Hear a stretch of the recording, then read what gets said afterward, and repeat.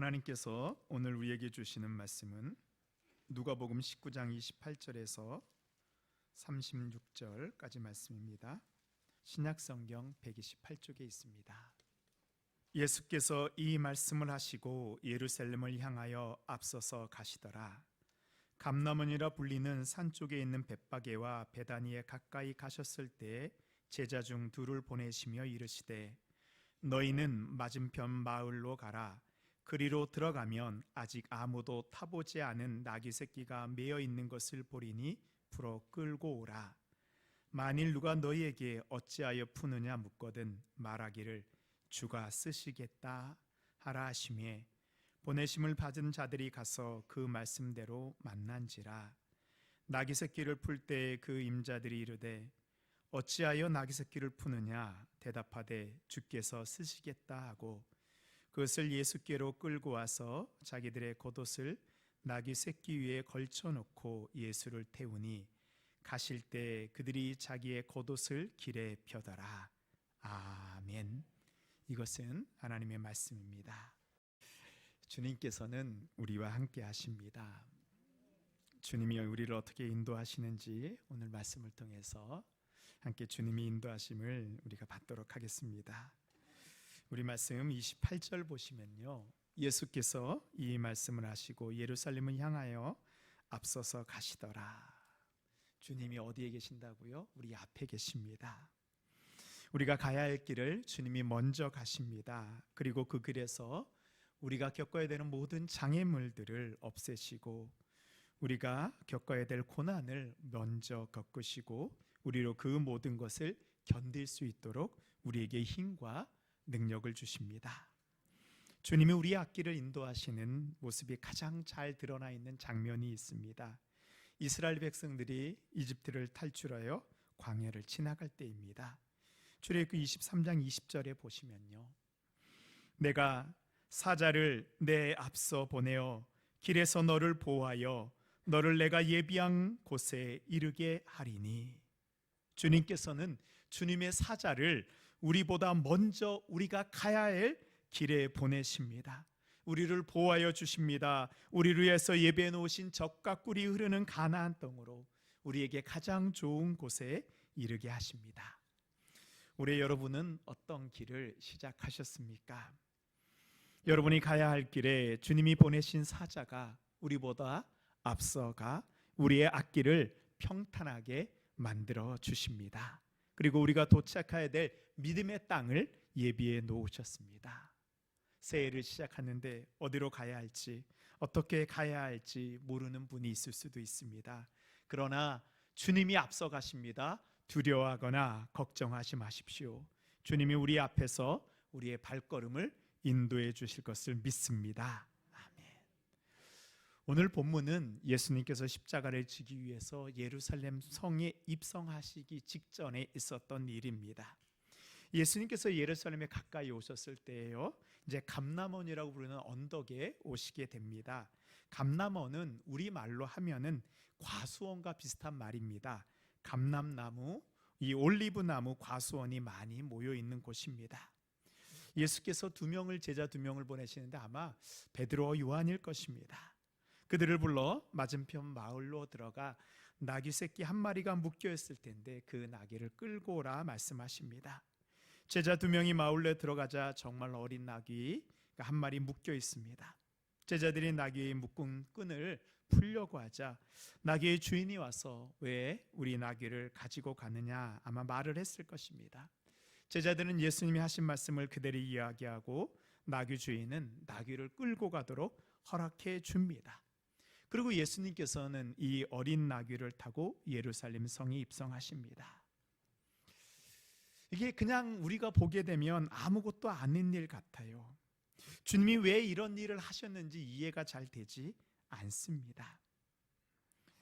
오늘 말씀을 읽으면서 왜 주님께서 이런 일을 하셨을까 우리는 질문을 하게 됩니다.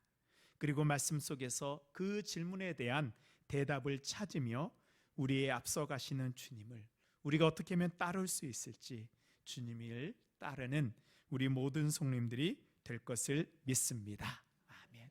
우리가 오늘 세 가지 질문을 할 텐데요, 첫 번째 질문입니다. 왜 예수님께서는 어린 나귀를 타셨을까? 우리 30절 말씀입니다. 우리 함께 읽도록 하겠습니다. 시작. 이르시되 너희는 맞은편 마을로 가라.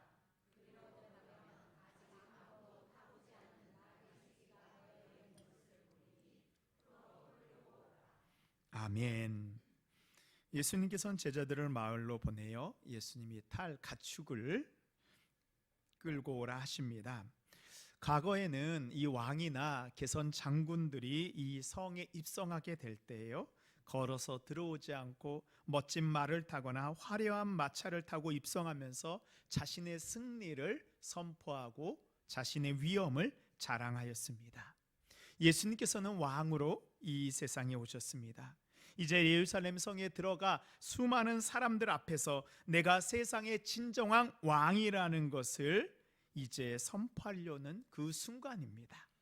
그렇다고 한다면 예수님께서 무엇을 타고 오셔야지 사람들이 예수님을 이렇게 쳐다볼까요? 적어도 멋진 말 정도는 타고 입성해야 되지 않습니까? 그래야지 사람들이 믿을 거 아닌가요? 예루살렘에 입성하실 때 예수님께서는 이 백성들에게 가장 인기가 절정을 이루실 때입니다. 원하기만 한다면 멋진 말 한 필 정도 구하는 것은 어렵지 않을 것입니다. 근데 예수님께서는 제자들에게 나귀를 한 마리 끌고 오라 하십니다. 성경에서는 나귀 새끼라고 표현하는 어린 나귀입니다. 이 나귀는요, 이 말과 같은 짐승인데 이 사람들이 야생 나귀를 길들여서 가축으로 만들었습니다. 성격이 온순하고요, 또 성실하고 아주 튼튼합니다. 그래서 예전부터 무거운 짐을 옮기는 운송수단으로 사용하기도 하고 사람들이 많이 타고 다녔습니다. 또 이 나귀는요, 멍에를 질 수 있었기 때문에 농사에 짓는데 꼭 필요한 가축이었습니다. 이렇게 나귀가 온순하고 타기 편하다 해도 만일 제가 예수님의 제자였다면 예수님한테 한 말씀 드렸을 것입니다. 예수님, 이런 가축 같은 나귀 말고요, 전쟁에서 승리하는 장군들이 타면 멋진 말을 타시면 어떻습니까? 이제 곧 왕이 되실 텐데 폼도 좀 나야 되지 않습니까? 아마 저는 이렇게 말씀드렸을지도 몰라요. 그런데 예수님이 이 땅에 오시고 예루살렘에 입성하시는 것에 대해서 구약의 스가랴 선지자는 이렇게 예언하였습니다. 스가랴 9장 9절을 보면요, 시온에 따라 크게 기뻐할지어다, 예루살렘에 따라 즐거이 부를지어다. 보라, 내 왕이 내게 임하시나니 그는 공의로우시며 구원을 베푸시며 겸손하여서 나귀를 타시나니 나귀의 작은 것 곧 나귀 새끼니라. 나귀 중에서도 큰 나귀가 아니고요, 그 중에서 가장 작은 나귀 새끼라 이야기하고 있습니다. 세상의 왕은 멋지고 화려하고 지배하는 왕입니다. 사람들은 그런 왕에게 환호하고 충성합니다. 그러나 나귀는 무엇인가요? 사람들을 섬기고 사람들을 자신의 등에 태우고 다니는 것 같이 예수님은 세상을 섬기는 왕으로 이 땅에 오신 것을 보여주고 있습니다. 예수님은 겸손하기 위해서 나귀를 타셨습니다. 그것도 어른 나귀가 아니고 어린 나귀입니다. 예수님이 그 덩치에 어울리지 않는 이 어린 나귀를 타고 갈 때 사람들은 예수님을 우습게 여겼을지도 모릅니다. 그러나 예수님은 높아지려고 이 땅에 오신 것이 아니고 낮아지려고 이 땅에 오셨습니다. 우리가 예수님을 따라간다는 것은 예수님과 같이 겸손하게 내려가는 것입니다. 세상 사람들과 진정한 그리스도인을 구분하는 기준이 하나가 있습니다. 바로 겸손입니다. 세상의 사람들은 성공하기 위해서 살아갑니다. 수단과 방법을 가리지 않고 성공만 하면 다 된다라고 이야기합니다. 그래서 내가 얼마나 크게 성공하였는지가 자신의 자랑입니다.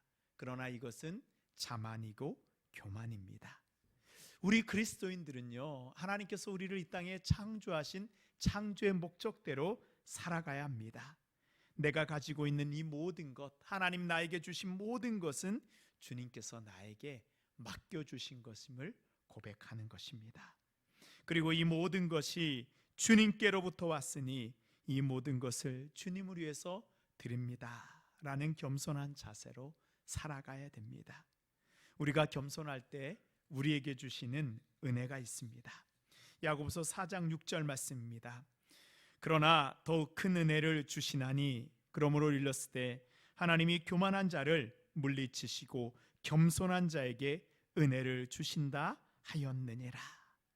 겸손한 자에게 하나님께서 더욱 큰 은혜를 내려 주십니다. 겸손한 자가 은혜를 받습니다. 나귀는 멍에를 매는 가축입니다. 예수님께서 나귀를 타신 것은요, 예수님이 멍에를 지실 것을 상징합니다. 바로 십자가입니다. 예수님께서는 나귀를 통하여 이 세상을 구원할 멍에인 십자가를 지실 것을 먼저 보여주셨습니다. 우리가 28절에 보면 주님께서 앞서서 가신다라고 할 때 이 앞서서 간다라는 말은 헬라어로 포류어라는 그런 말입니다. 이 포류어에는 이 간다라는 뜻도 있지만 죽음이라는 의미가 함께 있습니다. 예수님께서는 자신이 십자가에 죽으실 것을 아셨지만 그 길을 가셨습니다. 그리고 예수님께서 우리를 구원하시려는 하나님의 뜻을 십자가 위에서 성취하셨습니다. 우리 그리스도인들은 각자에게 맡겨진 그 십자가의 멍에를 지고 예수님을 따라야 됩니다. 나귀가 멍에를 지지 않고 자기의 마음대로 간다면 그 나귀는 이미 쓸모없는 나귀가 되어버립니다. 예전에 그 100주년 기념교회 주님의 교회를 담임하셨던 이재철 목사님은 토요일이 되면 모든 교육자들과 함께 예배당을 청소하셨습니다. 그 교회에 청소할 사람이 없어서 한 것이 아니고요, 목사가 먼저 성전을 청소하지 않은 모범이 없으면 누가 성전을 돌보겠느냐라는 마음으로 토요일이 되면 강대상을 쓸고 닦았습니다. 내가 먼저 겸손해지고 명예를 질 때 하나님 맡겨준 그 사명 감당할 수 있는 것을 아셨기 때문입니다. 저도 예전에 영월에서 사역할 때에는 토요일이 되면 화장실부터 본당까지 청소를 제가 직접 하였습니다. 어르신이 많아서 봉사하실 분이 적은 이유도 있지만 주님의 성전을 아름답게 가꾸는 그 기쁨이 얼마나 큰지 모릅니다. 사랑하는 성도 여러분, 예수님이 나귀를 타신 이유는 겸손하게 멍에를 쥐기 위해서입니다. 우리도 주님과 같이 나를 부르신 그 말씀에 순종하여 멍에를 져야 됩니다. 지금 여러분에게 맡겨주신 주님의 사명은 무엇입니까? 지금 그 멍에를 겸손하게 감당하고 있습니까? 혹시 내가 바쁘다고, 내 물질이 부족하다고, 내 건강이 연약하다고, 시간이 없다고 소홀히 하고 있지는 않습니까? 주님께서 십자가 멍에 지신 것 같이 우리에게 맡겨진 멍에를 메고 주님의 모습을 본받을 때 우리는 우리 앞에 가시는 주님을 따르는 제자가 될 것을 믿습니다. 두 번째 질문입니다.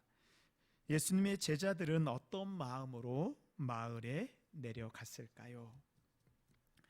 예수님께서 제자들에게 어린 나귀를 끌고 오라 하셨을 때 제자들은 예수님의 말씀대로 맞은편 마을로 갑니다. 제자들이 해야 되는 일은 먼저 어린 나귀를 찾는 일입니다. 그것도 한 번도 사람을 태워보지 않은 어린 나귀입니다. 당시 나귀는 중요한 운송 수단이고 재산입니다. 함부로 다른 사람의 나귀를 끌고 올 수 없습니다. 예수님 명령을 보면 어떻게 보면 다른 사람의 나귀를 그냥 끌고 오라, 훔쳐오라는 것 같이 느껴질 수도 있습니다. 잘못하면 나귀 도둑으로 몰려서 돌에 맞을 수도 있습니다. 그리고 어떻게 한 번도 사람을 태우지 않은 나귀를 구별할 수 있을까요? 마태복음에 보면요, 이 예수님의 명령이 더 구체적으로 나옵니다. 마태복음 21장 2절에 보시면 이르시되 너희는 맞은편 마을로 가라. 그리하면 곧 매인 나귀와 나귀 새끼가 함께 있는 것을 보리니 풀어 내게로 끌고 오라. 그러니까 마을에 가면요, 이 어미 나귀가 있고 그 옆에 어린 나귀가 있을 것인데 바로 그 나귀라는 거예요. 한 번도 사람을 태우지 않는 그 나귀이기 때문에 끌고 오라는 말씀입니다. 제자들은 예수님의 말씀대로 마을에 내려가 예수님의 말씀대로 어린 나귀와 그 어미 나귀와 어린 나귀가 함께 있는 것을 보게 됩니다. 예수님의 말씀에 순종하니 어린 나귀를 찾았습니다. 예수님은 제자들에게 할 말까지 이미 일러주셨습니다. 31절 말씀을 보면 만일 누가 너희에게 어찌하여 푸느냐 묻거든 말하기를 주가 쓰시겠다 하라 하시매. 제자들이 어린 나귀의 고삐를 풀 때 나귀의 주인이 와서 따집니다. 왜 남의 나귀에 손을 대냐? 제자들은 예수님이 말씀하신 대로 주가 쓰시겠다 이야기를 하자 주인은 나귀의 고삐를 제자들에게 넘겨줍니다. 이제 예수님께서 이 한 번도 사람을 태우지 않는 어린 나귀를 타고 예루살렘에 들어갈 수 있었던 것은 바로 이 두 제자의 순종이 있었기 때문입니다. 이 모습을 보면서 구약 성경에 기록된 말씀이 그대로 이루어지는 것, 바로 순종하는 제자들이 있었기 때문에 가능했습니다. 우리는 두 번째 질문을 통해서 깨달아야 되는 것이 있습니다. 하나님의 계획이 어떻게 이 땅에서 이루어지는가입니다. 그것은 바로 하나님의 말씀에 순종했던 믿음의 사람들을 통해서입니다. 예수님의 놀라운 사역도요, 예수님의 말씀에 순종했던 제자들이 있었기 때문에 가능했습니다. 우리가 오병이어 2어의 기적을 알고 있습니다. 보리떡 5개와 물고기 2마리로 5,000명을 먹이신 그 기적의 순간, 그 많은 떡과 그 많은 물고기를 나르는 사람이 누구였나요? 예수님께서 혼자 그것을 다 5,000명에게 전달하셨나요? 아닙니다. 예수님께서는 그 물고기와 보리떡을 들어 축사하신 다음에 제자들에게 나누어 주셨습니다. 예수님의 말씀에 순종하여 물고기와 보리떡을 들고 날랐던 제자들이 있었기 때문에 오병이어의 기적은 일어났습니다. 요한복음 이전에 가나안 혼인잔치에 포도주가 떨어지게 됩니다. 그때 예수님께서 직접 물을 포도주로 만들어서 손님들에게 가져다 주었나요? 아닙니다. 예수님께서 말씀만 하셨습니다. 기적이 일어난 게 된 것은 예수님의 말씀에 순종하여 항아리에 물을 채우고 그 물을 손님들에게 떠다 준 하인들의 순종이 있었기 때문에 가나 혼인잔치의 기적은 일어났습니다. 우리가 신앙생활하면서 착각하는 것이 있어요. 내가 가만히 있어도 예수님께서 하나님께서 다 하실 거라는 마음입니다. 이것은 겸손이 아니고 게으름입니다. 내가 주님의 말씀에 순종하지 않는 것이 신앙의 게으름입니다. 게으른 곳에서는 주님이 역사하실 수 없습니다. 하나님의 구원의 뜻이 예수님이 순종하심을 통하여 이 땅에 이루어진 것 같이 예수님의 뜻이 이 땅에 이루어질 수 있는 것은 예수님의 말씀에 순종했던 제자들이 있었기 때문에 가능했습니다. 주님이 원하시는 성도는 예수님의 뜻을 깨닫고 예수님의 말씀에 순종하는 사람들입니다. 우리가 드리는 주기도문에 뜻이 하늘에서와 같이 땅에서도 이루어 주소서. 그것은 바로 그 앞에 땅에서 이루어질 수 있도록 순종하는 바로 성도들의 기도와 순종이 있기 때문에 가능하다라는 고백입니다. 이 유학의 창지자 공자는 많은 제자들을 두었습니다. 그 중에 공자가 아끼는 제자가 한 명 있었는데 아내라는 제자였습니다. 이 아내를 아꼈던 이유는 공자의 말을 아내가 가장 잘 깨달았습니다. 다른 제자들은 공자가 말을 해도 무슨 말인지 헤맬 때 아내는 공자의 말을 뜻을 깨달아 공자의 총애를 받았습니다. 근데 이 아내가 몸이 약해서 일찍 죽게 됩니다. 공자는 이 아내가 죽었을 때 하늘이 나를 버렸다고 크게 울었습니다.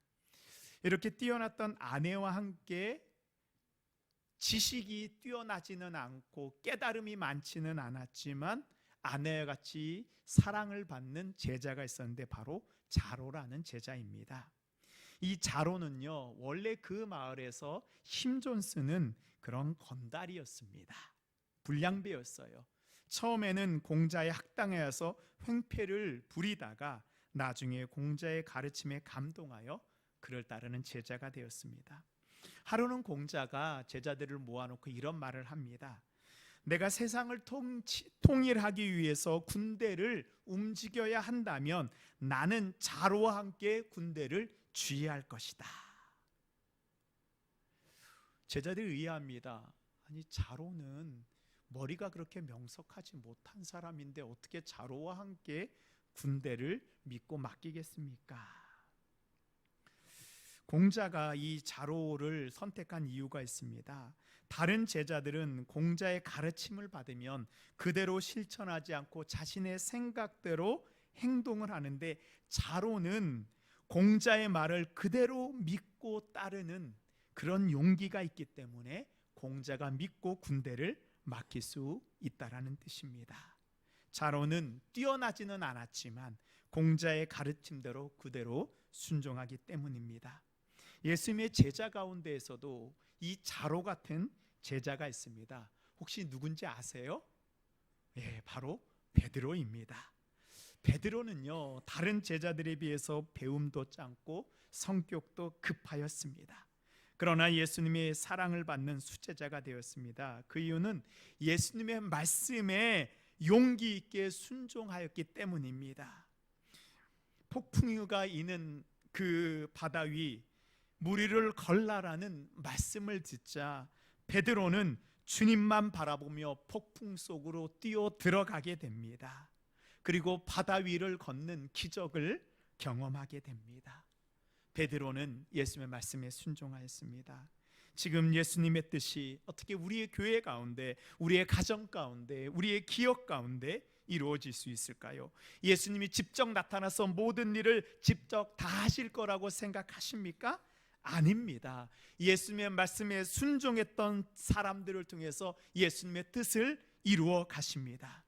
제자들에게 주님께서 말씀하신 것 같이 우리에게도 말씀하십니다. 마을로 내려가라. 여러분은 어디에 계십니까? 예수님의 말씀에 순종하여 우리의 삶의 자리로 내려가서 주님의 말씀에 순종할 때 주님은 우리를 통하여 일하십니다.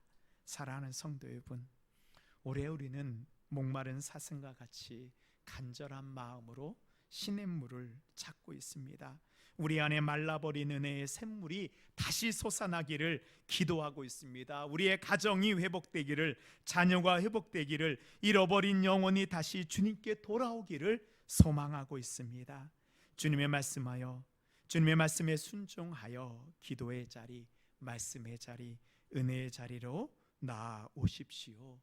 주님은 우리에게 은혜의 생수가 솟아나게 하실 것입니다. 예수님이 이 스가랴서에 예언된 대로 어린 나귀를 타고 예수는 예루살렘 성에 들어갈 수 있는 이유, 바로 순종하는 제자들이 있었기 때문입니다. 지금 예수님께서는 예수님의 말씀에 순종하는 제자를 찾고 있습니다. 지금 여러분은 예수님의 말씀에 어떻게 순종하고 계시나요? 내 생각과 내 판단대로 결정하여 하고 싶은 일을 하고 내 마음에 들지 않는 일은 혹시 하지는 않습니까?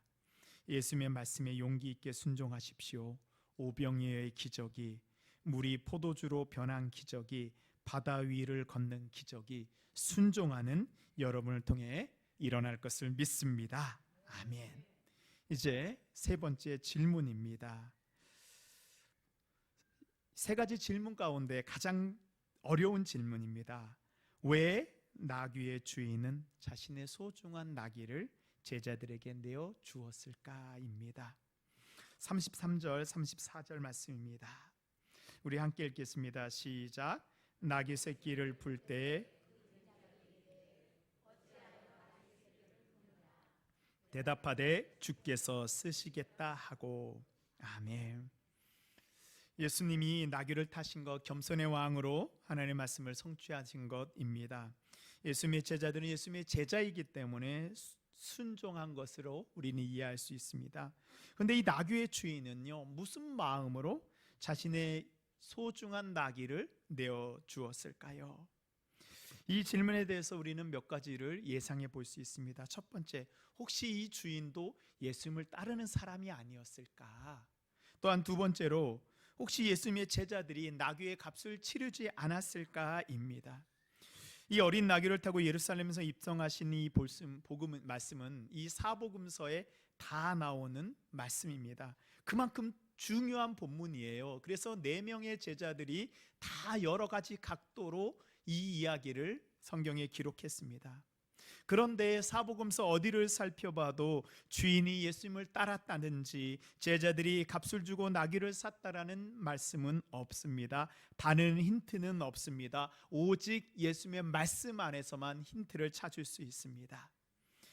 제자들이 나귀의 주인에게 한 말은 주께서 쓰시겠다입니다. 이 말은 누가 한 거죠? 제자들의 말인가요? 예수님 말인가요? 예수님의 말씀입니다. 예수님의 말씀이 그 주인에게 전달되자 주님의 마음이 변한 것입니다. 우리가 읽은 개역 개정에서는 주께서 쓰시겠다 번역을 했는데요, 이 새 번역 성경에서는 이렇게 번역했습니다. 그들이 대답하였다. 주님께서 그것을 필요로 하십니다. 주께서 이 나귀를 필요로 하십니다. 중요한 것이 바로 주님입니다. 우리는 이 어린 나귀의 주인이 누구라고 생각하시죠? 예, 나귀의 주인이에요. 근데 주님이 이렇게 말씀하십니다. 내가 필요하니 그 나귀를 쓰겠다. 여기서 쓰겠다라는 말은요, 헬라어로 이 앙가레이라라는 그런 말입니다. 이 말은 필요하다라는 그런 뜻도 있지만 이 앙가레이는 언제 쓰이냐면 왕의 권리를 사용할 때 쓰이는 말입니다. 왕이 자신의 나라를 위해서 백성들을 군대로 징집할 수 있는 권리를 가지고 있습니다. 그때 왕이 백성들을 군사로 모을 때 바로 이 앙가레이야, 내가 쓰겠다라는 단어를 사용합니다. 예수님께서는 이 세상을 하나님의 나라로 만들기 위해서 왕으로 이 땅에 오셨습니다. 이제 왕으로 오신 주님께서 그 왕의 권한으로 앙가레이야, 제자들을 부르시고 하나님의 사람을 쓰시고자 합니다. 디모데후서 2장 3절 이렇게 이야기하고 있습니다. 너는 그리스도 예수의 좋은 병사로 나와 함께 고난을 받으라. 병사로 복무하는 자는 자기 생활에 얽매이는 자가 하나도 없나니 이는 병사로 모집한 자를 기쁘게 하려 함이라. 주님 우리를 군사로 부르셨습니다. 하나님 나라의 군사로 부르셨습니다. 우리의 몸은 주님한테 바쳐진 몸입니다. 우리의 몸은 우리의 왕 대신 주님의 것입니다. 내일부터 우리는 신년 축복 저녁 기도회를 하게 됩니다. 저는 말씀을 준비하면서 하나님께서 우리에게 이 앙가레이야, 주님께서 우리를 쓰시겠다고 소집 명령을 내렸다고 생각합니다. 주님의 말씀에 순종하십시오. 주님의 말씀에 순종하여 함께 나와 기도하십시오. 순종할 때 주님이 주시는 복이 우리에게 임하게 됩니다. 예수님의 말씀을 보면 이 나귀의 주인이 꼭 누구인 것처럼 혹시 느껴지세요? 예수님 말투를 보면 꼭 예수님이 주인인 것처럼 이야기를 하세요. 주인인데 잠시 맡겨놨다가 다시 달라고 한 것 같습니다. 이 유진 피터슨이 번역한 메시지 성경에 보면요, 이렇게 말하고 있습니다. 이 나귀의 주님께서 필요로 하십니다. 좀 번역이 바로 와닿지는 않지만 이 나귀의 주님께서, 이 나귀의 주인이 누구예요? 주님이라는 것입니다. 우리는 나귀의 주인을 나귀의 곱비를 잡고 있는 사람이라고 생각을 합니다. 왜요? 곱비를 잡고 있는 사람이 나귀를 마음대로 끌고 가잖아요. 그러나 주님께서는 나귀의 주인이 바로 나라고 말씀하십니다. 나귀의 주인은 이 예수님의 말씀을 듣고 깨닫게 됩니다. 지금까지는 나귀의 주인이 자신이라고 생각했는데 이제 나귀의 진짜 주인은 이 세상을 구원할 예수님인 것을 알고 이제 예수님께 그 자신이 붙잡고 있던 나귀의 곱비를 올려드립니다. 우리는 여전히 내 삶의 주인이 나라고 생각하지요. 여전히 내 삶의 곱비를 누가 쥐고 있어요? 내가 쥐고 있어요. 내 가정의 곱비도 내가 쥐고 있습니다. 내 직장의 곱비도 내가 쥐고 있습니다. 내가 끌고 가려고 합니다. 내가 하려고 합니다. 그러나 이제 우리 인생의 곱비를 주님께 내어드리십시오. 많은 그리스도인들은 내가 주님을 위해서 헌신할 때 내 것을 주님 앞에 드린다고 생각합니다. 나의 건강도 나의 물질도 나의 시간도 드린다고 생각합니다. 그러나 주님께서는 우리에게 말씀하십니다. 우리 삶의 주인이 바로 예수님이다 라고 말씀하십니다. 우리가 이것을 깨닫게 될 때 나귀의 주인이 그 고삐를 예수님께 드린 것 같이 우리의 삶도 기쁨으로 주님 앞에 드릴 수 있습니다. 주님께 나를 내어드릴 때 주님이 우리의 복이 되어 주십니다. 시편 16편 2절 말씀 우리 함께 읽겠습니다. 내가 여호와께 아뢰되 주는 나의 주님이시오니 주밖에 나의 복이 없다 하였나이다. 아멘. 주님이 나의 주인이시오니 주밖에 나의 복이 없습니다. 주님이 나의 주인 되어실 때 주님이 우리에게 주시는 참된 복이 우리에게 임할 것을 믿습니다. 아멘. 사랑하는 성도 여러분, 우리는 주님의 것입니다. 이제 주님이 우리를 쓰시겠다고 부르십니다. 그 부르심에 우리의 인생의 고삐를 내어드리고 아멘으로 응답할 때 우리는 주님의 그 놀라운 사역에 동참하는 우리가 될 것을 믿습니다.